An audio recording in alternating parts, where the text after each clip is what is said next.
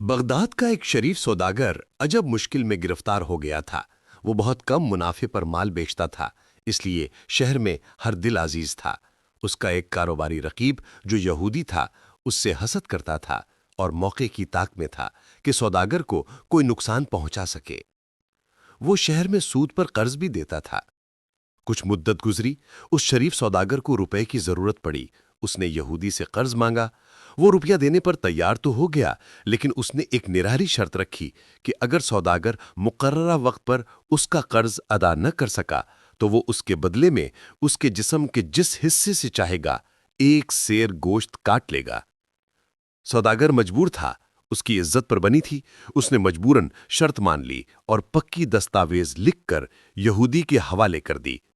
اتفاق ایسا ہوا کہ وہ سوداگر وقت مقررہ پر قرض ادا نہیں کر سکا تو یہودی نے فوراً عدالت میں مقدمہ دائر کر دیا، کیونکہ اس کے پاس سوداگر کے ہاتھ کی لکھی ہوئی دستاویز موجود تھی۔ اس لیے قاضی کو فیصلہ یہودی کے حق میں ہی دینا تھا، مگر وہ آج کل پر ٹالتا رہا، کیونکہ اسے معلوم تھا کہ یہودی سوداگر کا سخت ترین دشمن ہے۔ وہ اس کا ایسا عضو کاٹنا چاہتا ہے جو اس کی موت کا باعث بن جائے۔ یہودی ہر روز قاضی سے حکم جاری کرنے کا تقاضا کرنے لگا۔ قاضی کے پاس بھی سوداگر کے بچاؤ کی کوئی تدبیر نہیں تھی۔ لوگ بھی اس کے حال پر کڑتے تھے۔ کسی نے بہلول سے بھی یہ قصہ جا کہا۔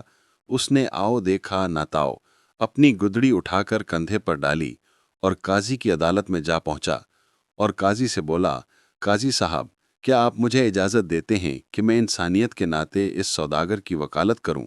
قاضی نے اسے اجازت دے دی تو وہ اپنا عصا کڑکھٹاتا آگے بڑھا اور بڑے اطمینان سے سوداگر اور یہودی کے درمیان آ بیٹھا اور سوداگر سے بولا، بھائی سوداگر، کیا تو نے اس کو دستاویز لکھ کر دی ہے کہ اگر تو قرض ادا نہ کر سکے تو اسے اختیار ہے کہ یہ تیرے جسم کو ایک سیر گوشت جس جگہ سے چاہے اتار لے؟ مجھے اس سے انکار نہیں ہے۔ وہ ٹھنڈی سانس بھر کر بولا۔ پھر بہلول یہودی کی طرف متوجہ ہوا، کیوں بھائی، کیا یہی دستاویز لکھی گئی تھی کہ تم اس کے جسم سے ایک سیر گوشت جہاں سے چاہو گے کاٹ لو گے؟ بالکل، یہی اقرار ہوا تھا، میرے پاس دستاویز موجود ہے، یہودی نے بڑے فخر سے بتایا۔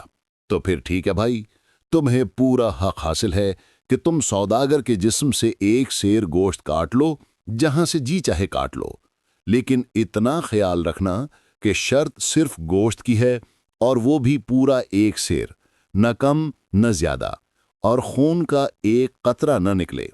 اگر تم نے ایک سیر سے کم یا زیادہ کاٹا یا سوداگر کا خون ضائع ہوا تو تمہیں اقدام قتل کی سزا ملے گی۔ بہلول نے بہت مزے سے کہا۔ یہودی کا منہ کھلے کا کھلا رہ گیا۔